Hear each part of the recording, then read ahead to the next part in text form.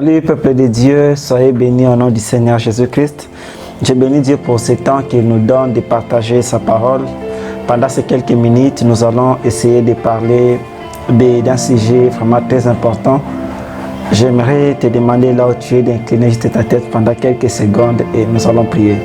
Seigneur, je te rends grâce pour ce moment. Nous te bénissons parce que tu nous as fait grâce d'écouter ta parole, de partager ce que tu as mis dans notre cœur. Seigneur, je prie que cette parole change quelque chose dans nos vies au nom de Jésus-Christ. Amen.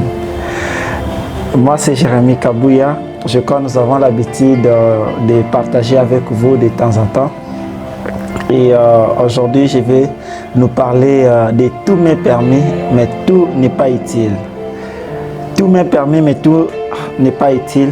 La Bible dit dans 1 Corinthiens chapitre 6, le verset 12, que tous mes permis, mais tout n'est pas utile.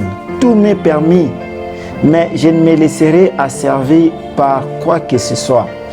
Souvent, lorsque nous lisons ces versets, on se dit tout m'est permis mais tout n'est pas utile. Souvent on n'a pas la conscience de ces versets, mais lorsque j'ai tenté de méditer sur ces versets, j'ai compris quelque chose.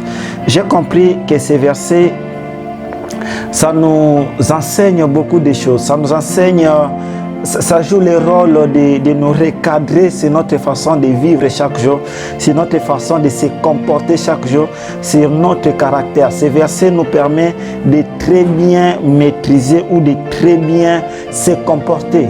Vous voyez, lorsque la Bible dit que tout m'est permis, cela veut dire que j'ai la capacité de faire tout ce que je veux. Tout m'est permis, cela veut dire que je peux décider comme je veux. Tout m'est permis, cela veut dire que je peux aller où je veux. Tout me permet, cela veut dire que je peux signer le contrat avec qui je veux. Tout me permet, cela veut dire que je peux faire ou bien me comporter comme je veux. Cela veut dire que la responsabilité de poser des actes sur la terre dépend premièrement de moi. Ça dépend premièrement de toi. Vous voyez, tu peux être entouré de personnes que tu veux. Tu peux commettre des crimes, comme tu peux même tuer même une personne. Tu peux le faire. Dieu ne descendra pas pour peut-être t'empêcher de faire quelque chose.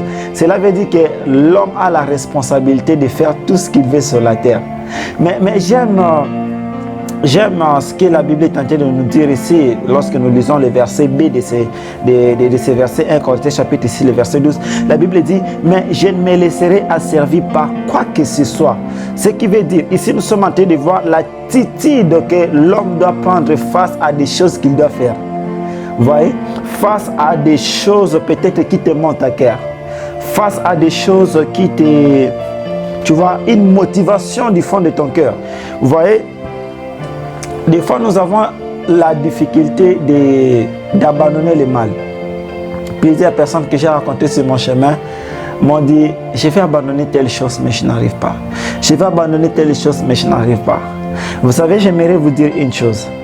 Lorsque le mal commence dans ta vie et que tu n'arrives pas à l'abandonner, si tu nourris ce mal ou bien si tu arroses ce mal en toi, dans les jours à venir, tu auras du mal à abandonner ce mal. Cela veut dire quoi? Il faut déjà au début, lorsque tu vois qu'il y a quelque chose que tu commences à nourrir en toi, il y a un comportement, il y a cet entourage qui ne te permet pas d'évoluer, cette amitié qui ne te permet pas de garder ta vie en Jésus-Christ. C'est cette amitié qui ne te permet pas de te consacrer comme il faut, cette amitié qui t'a séparé de Dieu, cette relation qui t'a même séparé de Dieu. Lorsque tu ne te lèves pas pour prendre une décision, que tu ne te laisserais pas asservir par quoi que ce soit et que tu ne laisseras pas le diable dominer ou bien prendre le contrôle de ta vie.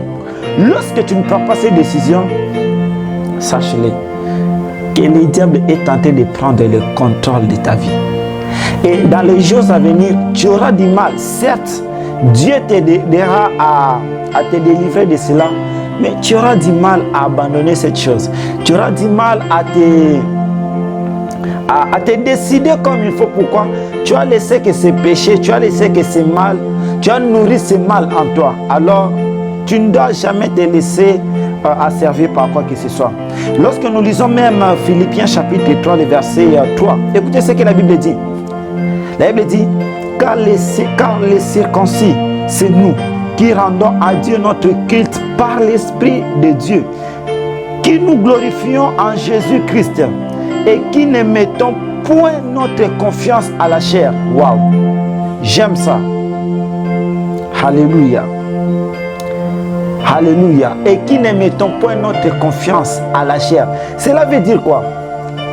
Lorsque tu vis sur la terre, tu dois comprendre une chose, que tu ne dois jamais faire confiance à la chair, mais plutôt faire confiance à l'Esprit de Dieu qui est en toi. La Bible dit que les désirs de la chair sont contraires à ceux de l'Esprit. Ces deux désirs sont opposés. Donc ça ne marche pas de pair. Lorsque tu fais confiance à ta chair, sache-le que tu es tenté de nourrir quelque chose qui te détruira dans les jours à venir. J'aimerais pendant ces quelques minutes t'aider à prendre une décision sur ce que tu es tenté de nourrir. Prendre une décision d'abandonner le mal que tu es tenté de nourrir. Prendre une décision de te séparer avec ces personnes qui ne te permettent pas d'évoluer. Écoutez, un jour tu rendras de compte à Dieu. Et sachez-le que Dieu est réel et Dieu est vivant. Et il voit tout ce que nous faisons sur la terre. Tout est permis pour toi. Tu as l'occasion de faire tout ce qu'il faut. Jeune, tu as l'occasion de faire tout ce qu'il faut. Mais n'oublie pas les jugements qui viendront après. Maman, tu as l'occasion de faire tout ce que tu veux. Papa, tu as l'occasion de faire tout ce que tu veux. Mais n'oublie pas que tes péchés, Dieu les punit jusqu'à la 4e génération. Lorsque tu nourris le mal dans ta vie, n'oublie pas qu'il y a toujours des conséquences. J'aimerais te demander une chose. Accepte aujourd'hui d'être conduit par l'Esprit de Dieu. Accepte aujourd'hui de te donner en Jésus-Christ. Accepte aujourd'hui de marcher selon la loi, selon les directives, les instructions de Dieu.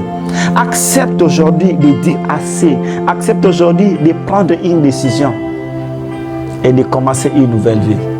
Et je te jure, lorsque tu commences une nouvelle vie avec Christ, les choses anciennes passent et toutes choses deviennent nouvelles. Et tu verras que ta vie va changer. Tu verras que ta vie ne sera plus la même. Et lorsque tu laisses ton corps être conduit par Dieu, lorsque tu laisses ton corps être dirigé par Dieu, sache-le que ça ne sera plus toi qui vivras, mais c'est Christ qui vivra en toi. Ainsi, j'aimerais te dire une chose. Quand Christ vit en toi, tu vivras les merveilles de Dieu dans ta vie. Ne fais pas confiance à la chair et ne fais pas confiance aux hommes. La Bible derrière nous dit, maudit soit celui qui se confie à l'homme. Écoutez, confie-toi à l'Esprit de Dieu, confie-toi à Dieu et tu vivras les merveilles de Dieu sur cette terre. Ainsi, j'aimerais te dire une chose. Pourquoi tu vois que ta vie ne marche pas? La culpabilité que tu as dans cette amitié, tu vois, dans ce que tu es tenté de faire, des choses que tu es tenté de faire, dans ce que tu es tenté de ta façon de se comporter, dans cette relation, des choses que tu es tenté de faire. Quand tu sens que non, tu es culpabilisé, tu sens qu'en toi, il n'y a pas la paix. Tu sais c'est pourquoi? C'est parce que Dieu n'est pas d'accord avec ce que tu es tenté de faire.